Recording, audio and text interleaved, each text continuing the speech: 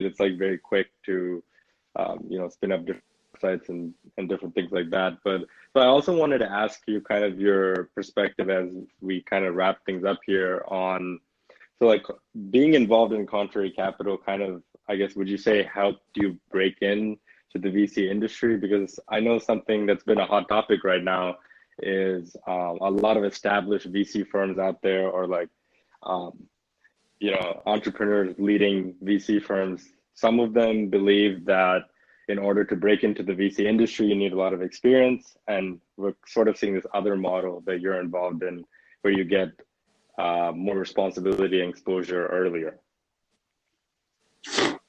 Yeah. I think that both models are interesting. The model that I'm involved in obviously has been extremely advantageous to me just in my career because I've been able to learn a ton up front and leverage that knowledge. Um, so I do like the model that Contrary has used more than I like sort of the traditional approach where you have to go off and be successful in business and only then can you invest. I I think there's merit to that idea just because you do learn a lot in founding. Like even in my fledgling company, I've learned a ton about how to make things work, and then how that can translate into potential companies that I would invest in the future, just by analyzing sort of like their operations and how they've gone about creating a product and how they run their company. So I think there is definitely something to be said for going off and doing something and then investing. But at the same time, a lot of bootstrapping can be done just by like reading or talking to people that have done this before. So Contrary's organizational structure is weird. There's a few people at the top. Their names are Eric Tarzinski and Will Robbins. They both know a ton about investing and have sort of been through the ringer in terms of starting companies. And then they've offered up their knowledge to the rest of the venture partners. So like me and all the other people that are at our respective universities, to sort of like learn through what they've already done so that we don't have to go back and redo everything that they've done just to get to the point of knowledge that they're at, right? So leveraging existing knowledge, and then also just like, although firsthand experience is great to hear from Eric and Will, it's also really important to read and understand many other people's perspectives. I think that although there is merit to the classic approach of like going out and doing a bunch of stuff and then coming back to investing, I think that you can skip a lot of that just by getting knowledge from people who have already done it through the form of, like talking to them, and then also just reading straight up. So yeah, I guess that's sort of my take on the two different approaches. Yeah, that's really interesting. I think for sure the benefits of being involved earlier and getting exposure is more beneficial, I think, in terms of just giving people like yourself more opportunity because venture capitalists is this industry that's, but it's like locked into a certain group of people, or that wealth really isn't being redistributed much. I personally been seeing a lot of people who have, I think just the ex co-founders of Twitter started like a fund for 2 billion. So we are seeing a lot of people starting funds and having their own ideas. But I guess to kind of close it out, what would you say is some of the trends that you're seeing, whether it's in venture capitalists or the types of entrepreneurs you've just been talking to? Because like there's studies out there that show that like the average age of entrepreneurs is like 45, but we're also seeing this new wave of really young entrepreneurs, like really young, starting out companies. So what have you kind of seen, and what's your kind of thesis on, I don't know, what makes good entrepreneurs? That's a big question. I guess one interesting trend that I've been seeing for sure, and especially having been talking to people who are younger and younger, is just that sort of the barriers to creating a company have decreased steadily over time. And that's primarily due to just the internet and the accessibility of information. Like back in the 80s and 90s, it was very difficult to start a company. There's just like very high barriers in terms of actually going out and filing for the LLC or the C Corp. learning about how the industry works. There's just a ton of knowledge that you really needed to be sort of an older person to access just by like talking to people and getting legal services and all these sorts of things. So there's an age barrier. Whereas nowadays, all of this stuff is like totally transparently available on the internet. And I've seen kids that are as young as like 14 or 15 that have created companies that are like mind-blowingly good. And I think that the accessibility of information has really overall taken the age of the average founder down significantly while not really lowering the quality in any significant way.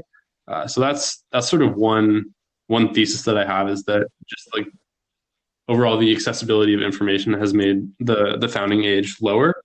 And I think that you're seeing that in the quality of companies that are coming out of universities. So back in the 60s, 70s, 80s, there were good companies coming out of universities, but the number of them was relatively small. Whereas nowadays, it's quite common to see really, really high tier companies and founders coming out of universities just because they've had more exposure at an earlier age. Yeah, right. Okay. That's one take. What was the second half of your question again? I was kind of talking about, where do you, I guess, what makes good entrepreneurs and kind of your hindsight of, it could even be in specific industry that you've been involved with. For example, maybe you're involved with music tech. Like, what do you kind of need, and what do you kind of need to survive in your industry that you're either involved in or that you've seen? Yeah. Obviously, it's like a very complex set of characteristics, but I think that two of the most important things are either like extremely deep and detailed knowledge in a given niche that you're founding in, or just like a very strong generalist ability. So that's just sort of, like the high IQ person that can work hard. You see both of these types in companies, like as personally, like ones that I've seen, as well as others that have been brought in through Contrary. There's definitely like I mentioned, the second type, people who are just very intelligent across the board and have a great work ethic and can grind through really any problem that comes their way and solve it efficiently and intelligently. And then there's also the first type, people who are just like obsessed with certain problems and have built up their technical expertise in a given area over many years and have become just complete experts. So although they may not be like all that smart per se from a base level, the amount of time that they've invested has made them like very smart on a given topic. So I'd say that those are like two of the big buckets that I would group great founders into.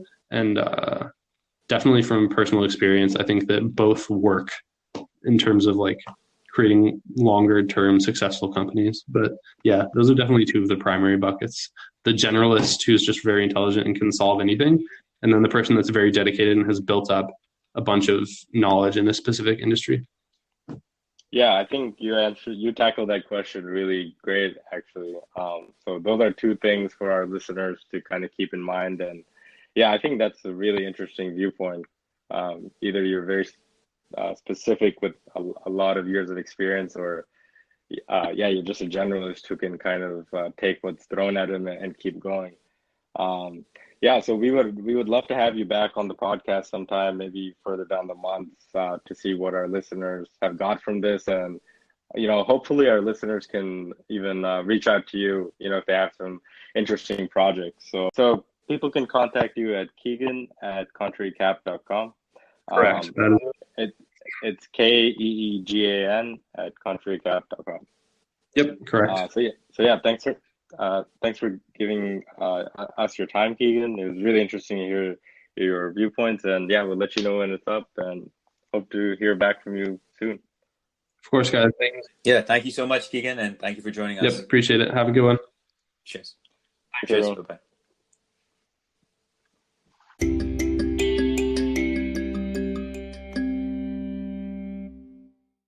The podcast you just heard was made using Anchor. Ever thought about making your own podcast? Anchor makes it really easy for anyone to get started. It's a one-stop shop for recording, hosting, and distributing podcasts. Best of all, it's 100% free. Sign up now at anchor.fm/new. That's anchor.fm/new to get started.